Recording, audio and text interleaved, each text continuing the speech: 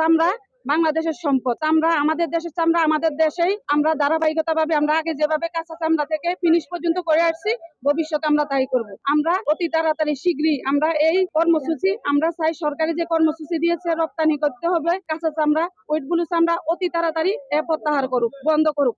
আমরা খেটে খাওয়া মেহনতি মানুষ, আমরা ট্যানারিতে কাজ করি, আমরা বেকার হয়ে যাব, আমরা কি খাবো, আমরা কি কর্ম করব? কাঁচামাল বাংলাদেশেই থাকবে, ওয়াটগুলো বাংলাদেশেই থাকবে। সরকারের কাছে এটাই আবেদন, কাঁচামাল ওয়াটগুলো মাল ঝান বন্ধ কিছুতেই ঝান না করে। আমরা শ্রমিক ঝান বাঁচি, মালিক ঝান বাঁচে, মালিক যা বাঁচে তাহলে আমরা শ্রমিকও বাঁচে যাবো। তো সেই যদি কাঁচা চামড়া রপ্তানি করা হয় তাহলে শ্রমিক কিভাবে ফ্যাক্টরি চালাবে, তাহলে তো শ্রমিকরা ধ্বংস হয়ে যাবে।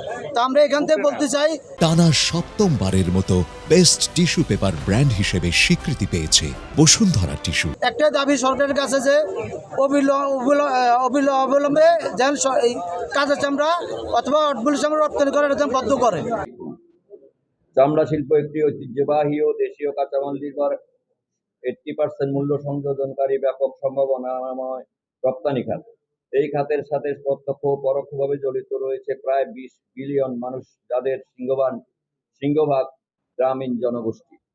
দীর্ঘ প্রায় 85 বছরের ঐতিহ্যবাহী ও দেশীয় কাঁচামাল নির্ভর উচ্চমূল্য সংযোজনকারী কাঙ্ক্ষিত বৈদেশিক মুদ্রা অর্জনকারী ট্যানারি শিল্পকে 2017 সনের 8ই এপ্রিল 24 ঘন্টার নোটিশে সাভারে স্থানান্তরিত সিটিপি অন্যান্য অবকাঠামোগত সুবিধাদি এখনো পর্যন্ত ঠিক না হয় হাজারীবাগের জায়গা রেড জোন করা এবং করোনা মহামারী, যুদ্ধ বিগ্রহ, নিয়ন্ত্রণ বহির্ভূত বিভিন্ন সমস্যায় জর্জরিত ট্যানারি শিল্প খাত বর্তমানে ধ্বংসের দ্বার প্রান্তে নিপতিত হয়েছে।